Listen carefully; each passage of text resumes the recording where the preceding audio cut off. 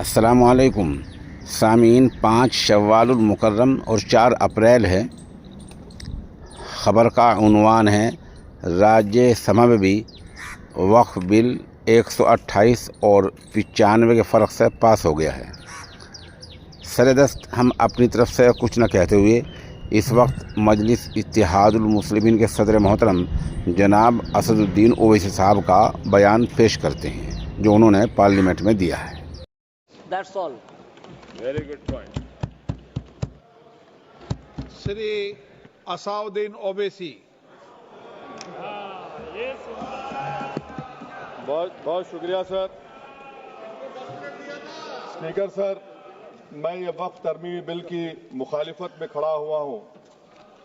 किसी एक शायर ने बड़ा अच्छा कहा था, जब भी ज़मीर और ज़र्फ का सौदा हो दोस्तों, जब भी ज़मीर और ज़र्फ का सौदा हो दोस्तों, कायम रहो हुसैन के इनकार की तरह। सर, ये वक्फ तरमीमी बिल भारत के गयूर मुसलमानों के ईमान पर, इबादत पर एक हमला है। नरेंद्र मोदी की हुकूमत ने इस मुल्क की सबसे बड़ी अक़लियत के खिलाफ एक ऐलान जंग कर दिया, और ये जंग ना सिर्फ मेरे जिस्म पर है, बल्कि मेरी आज़ादी पर, मेरी समाजी और माशी मार्जिनलाइजेशन पर है, मेरी शहरियत पर है, मेरे मदरसे, मस्जिदों, खानखाहों को और दरगाहों को निशाना बनाया जा रहा है। और ये हुकूमत सच्चाई को नहीं बयान कर रही है कि ये तरमीमी बिल से मुसलमानों का तहफ़्फ़ुज़, तरक्की और गुर्बत का खात्मा होगा। ये सरासर झूठ है। सर, अगर आप आइन के आर्टिकल 14 को देखेंगे तो उसमें लिखा हुआ है इक्वल प्रोटेक्शन। अब आप देख लीजिए सर कि हिंदू, सिख और जैन को और बौद्ध को उनके एंडोमेंट में तहफ़्फ़ुज़ मिलेगा, क्योंकि उनका एंडोमेंट बाय यूजर बरकरार है और उनका एडमिनिस्ट्रेशन उनके हाथ में होगा। कि गैर हिंदू या गैर उनके मजहब का आदमी दान भी दे सकता है उनके लिए, और एंडोमेंट बोर्ड का तहफ़्फ़ुज़ भी मिलेगा, क्योंकि उसके ऊपर ओवरराइडिंग क्लॉज अप्लाई नहीं होगा, लिमिटेशन का कानून उस पर अप्लाई नहीं होगा। उसके बरक्स ऑपोजिट आप देख लीजिए, मुस्लिम वक्फ को वक्फ बाय यूजर निकाल दिया गया। एक मुस्लिम वक्फ की जायदाद पर कब्जा होगा, लिमिटेशन लगेगा, तो जो एनक्रोचर है, जो खाबिज है, वो रातों रात मालिक बन जाएगा और एक गैर मुस्लिम वक्फ बोर्ड को एडमिनिस्टर करेगा। ये आर्टिकल 14 के इक्वल प्रोटेक्शन का वायलेशन। अब आर्टिकल 14 में सर इक्वालिटी बिफोर लॉ भी है, और उसका कैसा वायलेशन हो रहा है कि कोई आर्बिट्ररी स्टेप नहीं ले सकता और कोई भी ऑफिशियल किसी भी तरीके से गलत आर्बिट्ररी फैसला नहीं लगा। यहां पर आप एक डेजिग्नेटेड ऑफिसर को रखकर वो फैसला लेगा कि ये जायदाद वक्फ की है, गवर्नमेंट की है। क्या ये प्रिंसिपल्स ऑफ नेचुरल के खिलाफ नहीं है जिसका तकर्रुर एग्जीक्यूटिव करती है? ये हमारे theory of separation of powers, Bharat के आइन का बेसिक स्ट्रक्चर का हिस्सा है। क्या इसका वायलेशन नहीं है? सर, आर्टिकल 25 का वायलेशन कैसे है कि आप मुसलमानों से वक्फ बाय यूजर छीन रहे हैं और फिर आप कर्ब कर रहे हैं वक्फ वाल औलाद को, मगर वहीं पर दूसरे धर्म के मानने वालों को उनके मजहब पर चलने की पूरी इजाजत है। लफ्ज जो आर्टिकल 25 में इस्तेमाल हुआ सर, वो इक्वली एंटाइटल्ड, यहां पर मुसलमानों के इक्वल एंटाइटल्ड नहीं हो रहा।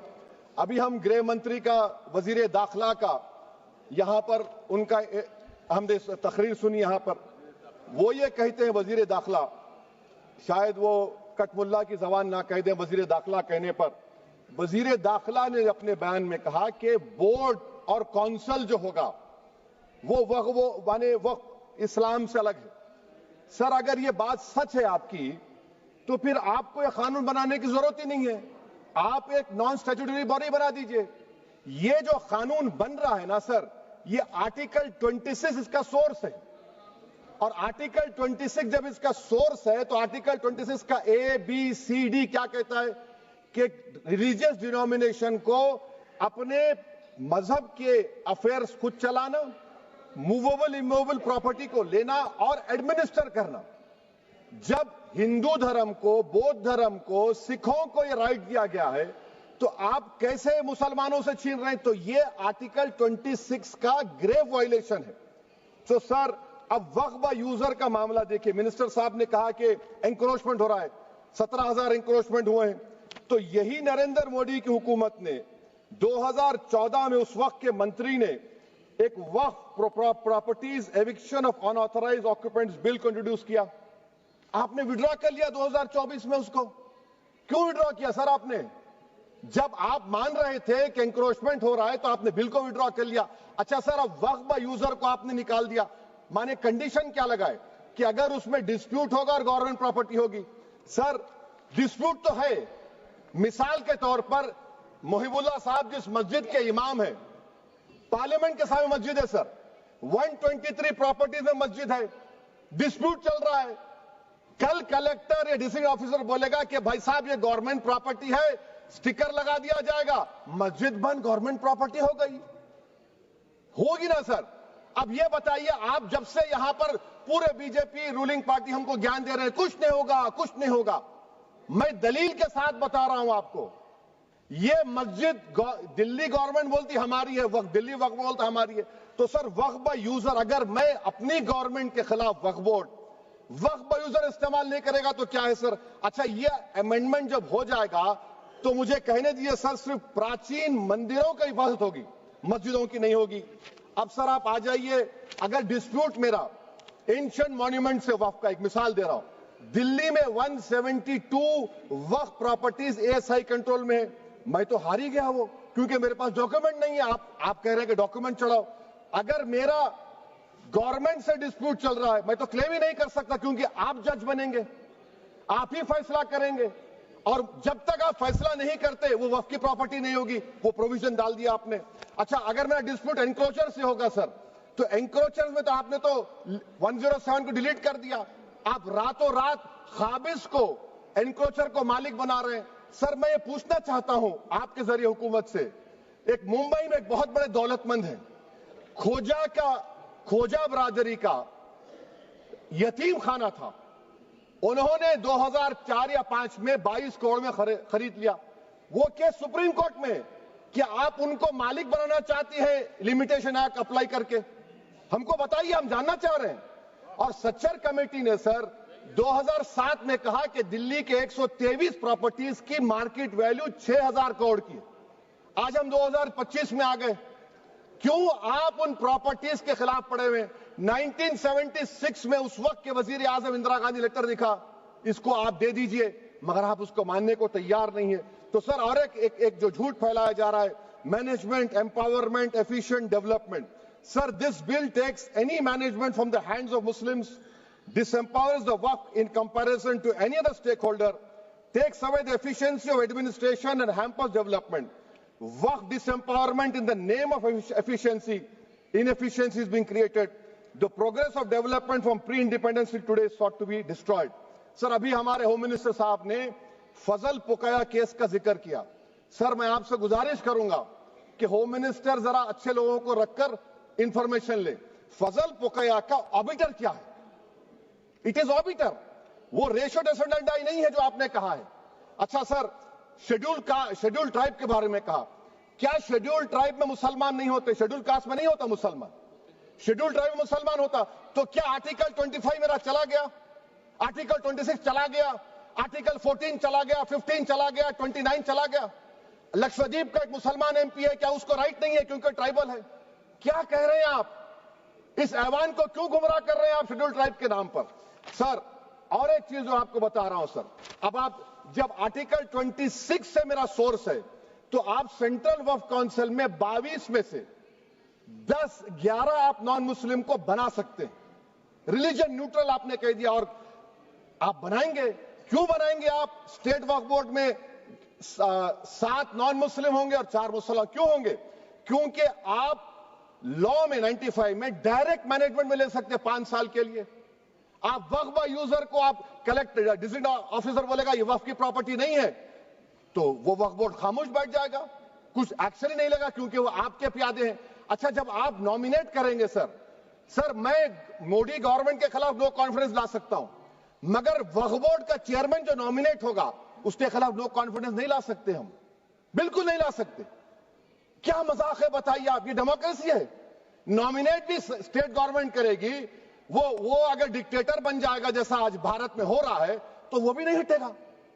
कम से कम यहां पर तो इलेक्शन है, वहां पर तो आप 5 साल झेलते रहो उसको। अच्छा सर, अब ये जो क्लॉज 11 और क्लॉज 9 आप 16AA से देखिए, where the qualification of the members of the board has been limited only to 3 categories contained in 14(1)(c.